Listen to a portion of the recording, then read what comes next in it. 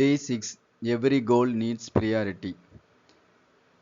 ஆறாவது நாளும் today and yesterday recall மெத்தடை ஃபாலோ பண்ணுங்க.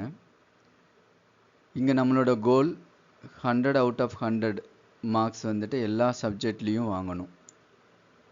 இந்த கோலை அச்சீவ் பண்ணுறதுக்கு நம்ம படிக்கிறதுக்கு நிறையா டைம் வேணும். இந்த டைமை வேறு ஆக்டிவிட்டீஸில் நம்ம ஸ்பெண்ட் பண்ணிகிட்டு இருந்தோம் அப்படின்னா அந்த ஆக்டிவிட்டீஸோட டைமிங்கை ரெடியூஸ் பண்ணணும், இல்லை கம்ப்ளீட்டாக அந்த ஆக்டிவிட்டியை இந்த 1 year ஸ்டாப் பண்ணிடணும்.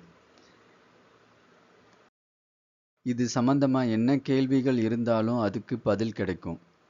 இப்போ செய்ய வேண்டிய வேலை அங்கங்கே கிடைக்கிற டைமிங்கை கலெக்ட் பண்ணி படிக்கிறதுக்குன்னு யூஸ் பண்ணணும். சப்ஜெக்ட் புக்கு மட்டும்தான் படிக்கணுமான்னு கேட்டால் இல்லை, கண்டிப்பாக இல்லை. சப்ஜெக்ட் புக்கு மட்டுமே படித்தோன்னா 100 out of 100 வாங்க முடியாது.